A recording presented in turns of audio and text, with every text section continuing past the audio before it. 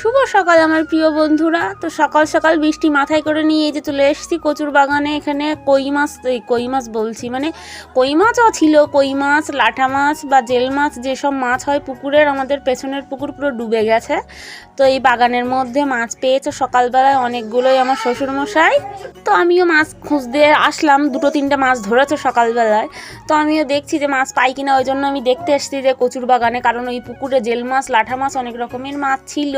তো মাছগুলো যেহেতু পুকুর ডুবে গেছে, তো পুকুরের পাশেই বাগানটা, তো ওই জন্য বাগানের মধ্যে সব ঢুকেছে মাছগুলো। ওই যে দেখুন একটা মাছ দেখা পেয়েছি আমি, একটা লাঠা মাছ, ওই যে কচু গাছের পুরো নিচের এইখানটা, এখানে ঘাস আছে, তো ঘাসের মাঝখানে সব মাছগুলো লুকিয়ে আছে। তো দেখুন কেমনভাবে আছে মাছটা। তো মাছটা এখন ধরে নেব আমি।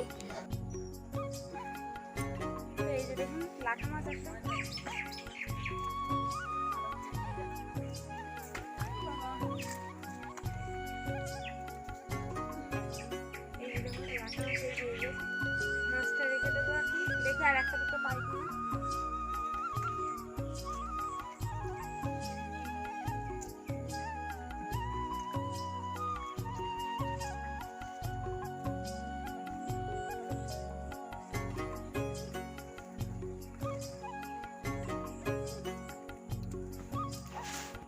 তো আর একটু কিছুক্ষণ খোঁজাখুঁজি করছিলাম, তো মাছ আর পেলাম না যেহেতু, তো একটা মাছ নিয়ে আমি চলে আসছি। এবার পাটা ধুয়ে ঘরে যাব, অনেক কাজ আছে আমার, তো ওর জন্য আর দেরি করলাম না আমি।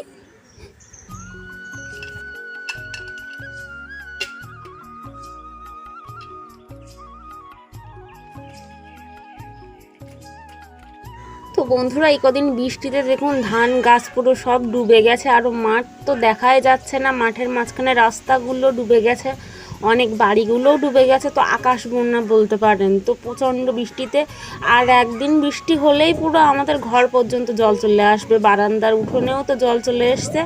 তো এই বন্যায় কী করব কিচ্ছু বুঝতে পারছি না। তো দেখুন পুরো একদম মাঠ ঘাট বাড়ি নাল সবই ডুবে গেছে, পুকুর তো আমাদের ডুবেও গেছে, সেটা তো দেখিয়েছিলাম। তো মাঠে একটু গেছিলাম ওই ধান দেখার জন্য, যে ধানের কী অবস্থা। তো ধানের পাতা তো দেখাই যাচ্ছে না, পুরো ঘাস, ওই ঘাস যেগুলো লম্বা লম্বা দেখছিলাম ওগুলো একটু ঘাস ছিল, ওগুলোই লম্বা হয়ে আছে, আর ধানের পাতা সব জলের নিচে। তো কিছু কিছু বাড়ি যেগুলো নিচু বাড়ি ছিল সেগুলোও জল উঠে গেছে। তো সকালে এসে এখানে দেখুন বাসনগুলো ধুয়ে নিচ্ছি, আর আমার শ্বশুরমশাই এখানে ছাগলগুলো বার করে দিচ্ছে। এই কদিন তো বৃষ্টির জন্য ছাগলগুলো বেরোতে পারেনি, খেতেও পারেনি। তো যাই, ঘরের মধ্যে ডালপালা ভেঙে দেওয়া হয়েছিল তাই খেয়েছিল। তো এই যে এখন যাচ্ছে, এগুলোকে নিয়ে একটুখানি বাইরে বার করে দেবে, একটু ঘাস টাস খেয়ে আসুক কিছুক্ষণ।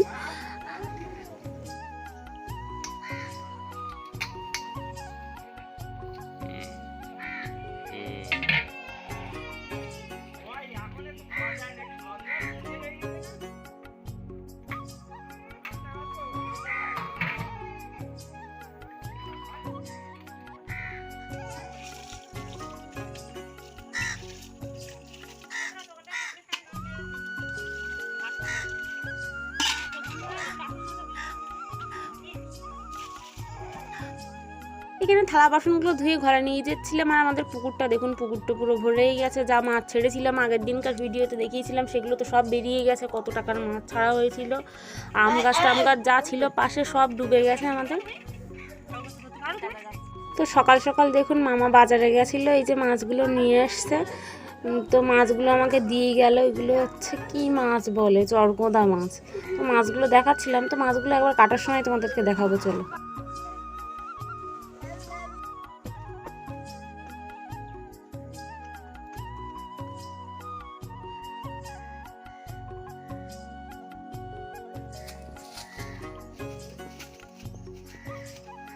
তো বন্ধুরা, এই যে দেখুন এগুলো হচ্ছে সেই কি মাছ বলে, আর মাছ নাকি চরগোদা মাছ। এই মাছগুলো সকালবেলা মামা এনেছিল, ওই আমার শ্বশুর মশাই বাজার থেকে পাঠিয়েছিল মামার হাত দিয়ে।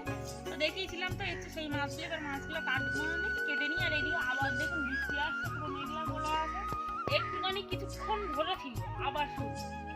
মাছগুলো আমি কেটে নিই।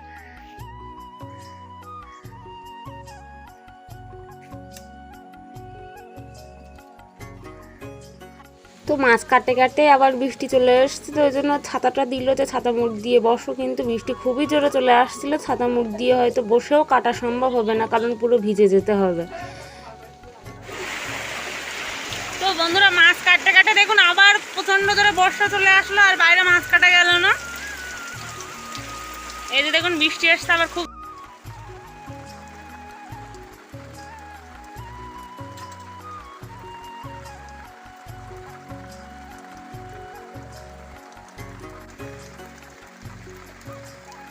বাবা খাবারের বোতলটা ভরো না, জল খাবারের বোতলে জল ভরো।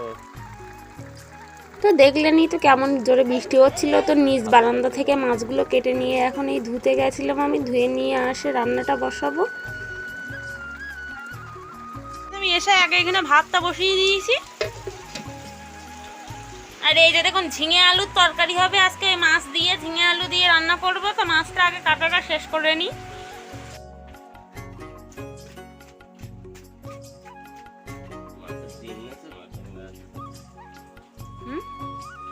তো এই মাছগুলো খুবই তেলে দিলে ফাটে, ওই জন্য আমি একটু ভয় পাচ্ছিলাম, সরে সরে যাচ্ছিলাম।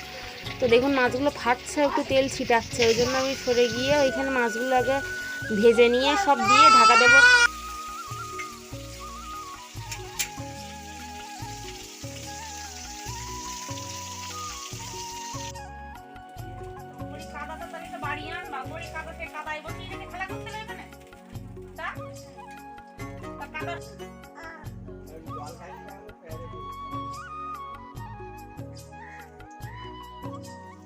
তো তারপরে মাছগুলো ভেজে তুলে নিয়ে এখানে লঙ্কা পেঁয়াজ রসুন যা ছিল সব দিয়ে দিয়েছি ফোড়নে। তো দিয়ে এবার তরকারিটা আমি বসিয়ে দেবো। এখানে ভাতের ফ্যানটাও আমার উঠে গেছে।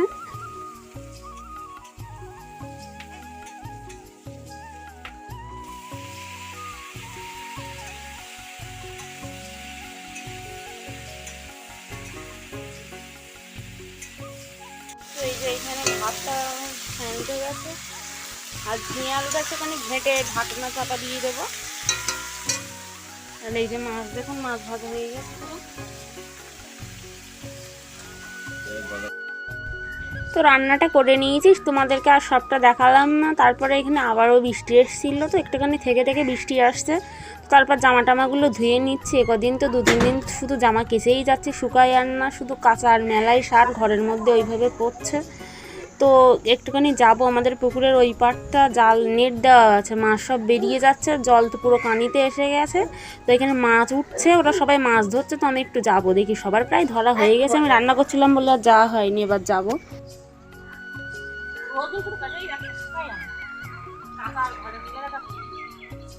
তো দেখুন ঘরে এসে দেখলাম এই পাখিগুলো বৃষ্টিতে তো খাবার পাচ্ছে না, ওই জন্য কিছু ভাত দিয়ে দিলাম। দেখুন কেমন করে খাচ্ছে, বাচ্চাটাকেও খাওয়াচ্ছে।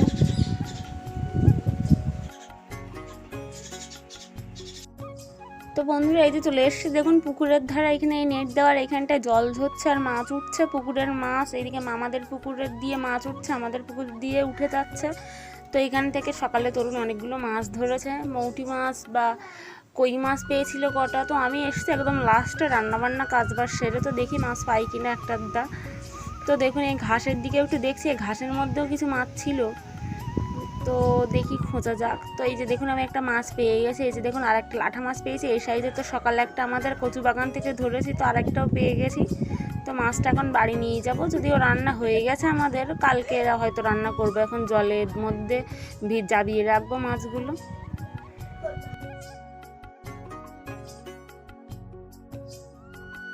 তো এই কেল্লির মধ্যেই মাছগুলো আমি সব রেখে দিচ্ছি, যে কটা মাছ পেয়েছি। এই যে দেখুন আর মাছ নেই, থাকলে দেখা যেত, কারণ পরিষ্কার জায়গা সবটাই বুঝে যাচ্ছে। তো এখন যাবো একটু চান করবো, চান করে নিই। তো